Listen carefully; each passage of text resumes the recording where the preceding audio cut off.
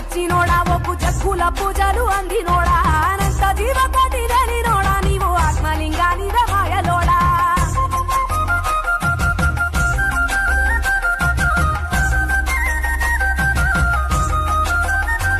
కోటి లింగాల దర్శనమిచ్చేటోడా పురపై వీరన్న వైదరికి చేరినోడా నటరాజ నాట్యాలు ఆడ